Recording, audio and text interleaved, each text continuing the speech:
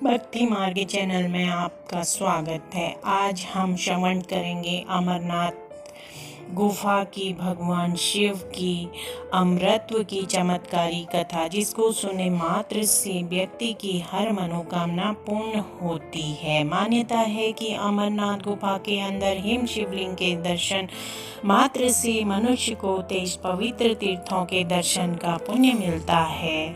आज हम उन्हीं अमरनाथ बर्फानी बाबा की कथा का श्रवण करते हैं, जिसे सुनकर आप अपने इष्ट देव के प्रति श्रद्धा प्रकट करें और उनकी भक्ति में कुछ क्षण के लिए अपने आप को समर्पित कर दें। इस कथा को सुने मात्र से व्यक्तियों के पाप, रोग, द्वेष सब खत्म हो जाते हैं। पौराणिक कथाओं के अनुसार भगवान शिव ने माता पार्वती को मोक्ष का मार्ग दिखाया था। इस दौरान भोलेनाथ और माता पार्वती के बीच एक संवाद हुआ था। युगों पहले जब माता पार्वती के मन में यह शंका उत्पन्न हुई कि शंकर जी ने अपने गले में मुंडमाला क्यों और कब धारण की, तो शंकर जी ने उत्तर दिया कि हे पार्वती, जितनी बार तुम्हारा जन्म हुआ उतनी ही मुंडमाला मैंने धारण की। तब पार्वती जी ने बोला, मेरा शरीर नाशवान है परंतु और मृत्यु को प्राप्त होता है, परंतु आप अमर हैं, अजर हैं, इसका कारण बताइए। भगवान शिव ने रहस्यमय मुस्कुराहट के साथ कहा, यह तो अमर कथा के कारण है। यह सुनकर माता पार्वती की इच्छा अमृत प्राप्त करने की हुई और भगवान शिव को पूछा, ऐसा क्या है, आप अमर हैं, अजर हैं, लेकिन मुझे हर जन्म में नए रूप में आकर वर्षों तपस्या करने के बाद आपको प्राप्त करना होता है। जब मुझे आपको पाना है तो मेरी परीक्षा क्यों? आपके कंठ में नरमुंड माला और अमर होने का क्या रहस्य है? महादेव ने पहले तो इन सवालों का जवाब देना उचित नहीं समझा, लेकिन पत्नी के हट के कारण कुछ गूढ़ रहस्य उनको बताने पड़े। पौराणिक कथाओं के अनुसार अमरनाथ की गुफा की ही वह स्थान है माता पार्वती को जहां भगवान शिव ने अमर होने के गुप्त रहस्य बताए थे। इस दौरान वहां उन दो दिव्य ज्योतियों के अलावा तीसरा कोई प्राणी नहीं था। ना ही महादेव को नंदी, ना ही उनका नाग, और ना ही उनके सिर पर चंद्रमा, और ना ही गंगा। महादेव ने नंदी को पहलगांव में छोड़ दिया। अमरनाथ यात्रा वहीं से शुरू होती है। यहाँ से थोड़ी आगे आकर शिव जी ने चंद्रमा को अपनी जटाओं से अलग कर दिया। वह जगह चंद्रवाड़ी कहलाती है। इसके बाद गंगा जी को पंचतारणी में और कंठाभूषण सर्फ को शेषनाग पर छोड़ दिया। इस प्रकार उस जगह का नाम शेषनाग पड़ा। पहलगांव के बाद अगला पड़ाव गणेश टॉप पड़ता है। महादेव ने गणेश जी को यहीं पर छोड़ दिया। उस जगह को महागुणा पर्वत भी कहते हैं। महादेव ने जिस जगह पर पिस्सू नामक कीड़े का त्याग किया, वह जगह पिस्सू घाटी है। इस प्रकार महादेव ने जनदायिनी पांचों तत्वों को त्याग किया। उसके पश्चात महादेव ने माता पार्वती के साथ एक गुफा में प्रवेश किया, क्योंकि कोई भी प्राणी उनकी कथा को सुन न ले, इसलिए उन्होंने चारों तरफ अग्नि प्रज्वलित कर दी। महादेव ने अपने डमरू से अथाह डमरूनाद किया, जिससे चारों तरफ से पशु पक्षी दूर चले जाएं। फिर महादेव ने जीवन के गूढ़ रहस्य की कथा शुरू की। कथा सुनते सुनते देवी पार्वती को नींद आ गई और महादेवी को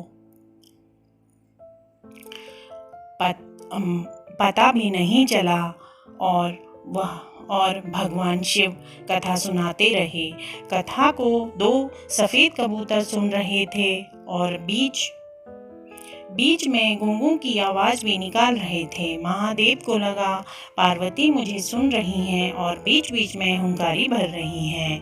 कथा सुनाते समय महादेव का ध्यान कबूतरों पर नहीं गया। दोनों कबूतर कथा सुन रहे थे।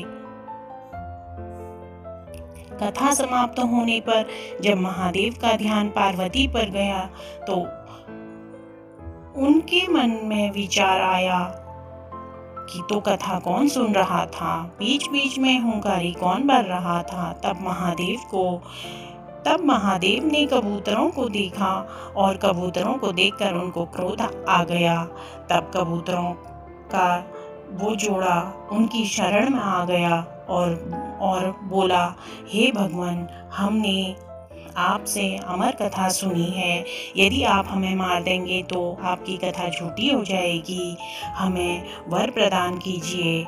इस पर महादेव ने उनको वर दिया कि तुम सदैव इसी स्थान पर शिव और पार्वती के प्रतिचिन्ह बनकर निवास करोगे। हे कबूतर पक्षी, मेरी यह लीला थी। तुम अपने गुरु के श्राप के कारण एक कबूतर बन गए थे। तुमने मेरी यह अमर कथा सुनी है। तुम्हारा श्राप दूर हो गया है। अब तुम अपने स्वरूप को पुनः प्राप्त कर सकते हो। उस कबूतर ने कहा, भगवान, मुझे अब उस रूप को प्राप्त नहीं करना है। मुझे तो अब आपकी भक्ति में रहना है। अब तो मैं सदैव इसी स्थान में रहूँगा। अंततः यह कबूतर का जोड़ा अमर हो गया और यह गुफा अमरनाथ की गुफा साक्षी हो गई। इस प्रकार आज भी इस कबूतर के जोड़े के दर्शन लोगों को होते हैं।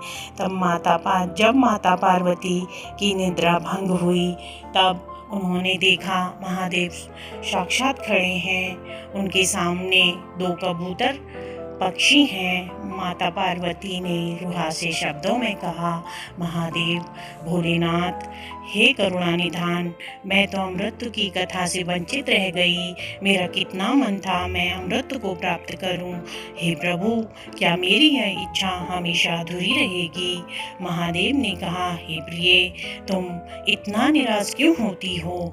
यह तो मेरी लीला थी, इस कबूतर पक्षी को अमृत प्रदान करने की, इसको श्राप से मुक्ति दिलाने की। इस पर माता पार्वती ने कहा, हे प्रभु, आप तो महान हैं। अपने भक्तों के लिए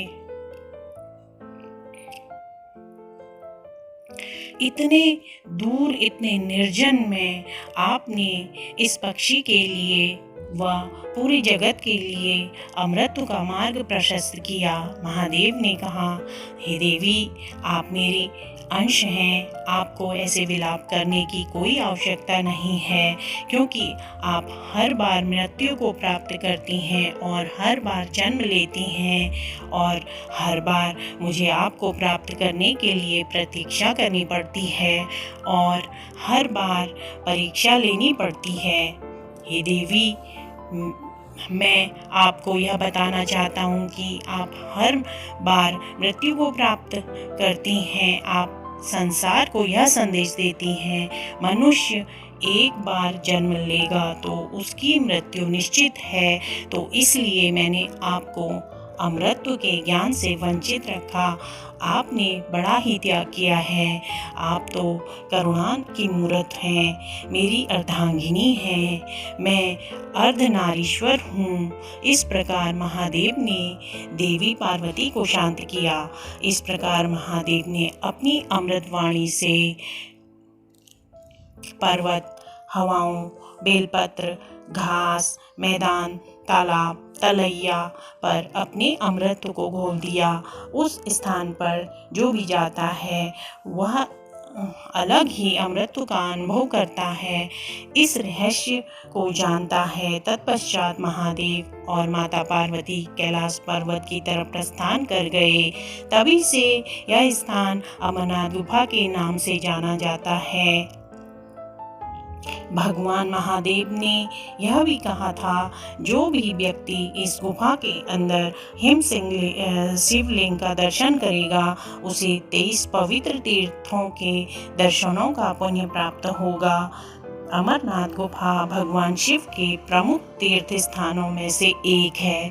अमरनाथ गुफा की प्रमुख विशेषता पवित्र हिम शिवलिंग का निर्मित होना है। आषाढ़ मास से पूरे सावन माह में इस पवित्र तीर्थ स्थान पर हिम शिवलिंग के दर्शन हेतु लाखों लोग आते हैं। यह हिम शिवलिंग 10 फीट ऊंचा है। चंद्रमा के आकार के साथ साथ इस हिम शिवलिंग का आकार भी बढ़ता और घटता है। सावन पूर्णमासी के दिन ये अपने पूरे आकार में आ जाता है और अमावस तक ये छोटा हो जाता है। चौंकाने वाली बात ये है कि पूरी गुफा के अंदर बर्फ की बूंदें गिरती रहती हैं, जो कि आमतौर पर कच्चे बर्फ की तरह होती हैं। हाथ में उठाने से छर टूट जाती हैं, जबकि ये शिवलिंग ठोस बर्फ का बना है। ऐसी मान्यता है कि सफ़ेद कबूतर का जोड़ा आज भी भक्तों को दिखाई देता है, मानो भगवान शिव और माता पार्वती उस कबूतर के जोड़े के रूप में भक्तों को दर्शन देते हैं। यही है अमरनाथ गुफा के अमरत्व की कथा। आज यहीं तक। आपको हमारी ये सच्ची पौराणिक कथा कैसी लगी कमेंट बॉक्स में अवश्य बताएं और वीडियो को लाइक करें और चैनल को सब्सक्राइब करें। धन्यवाद।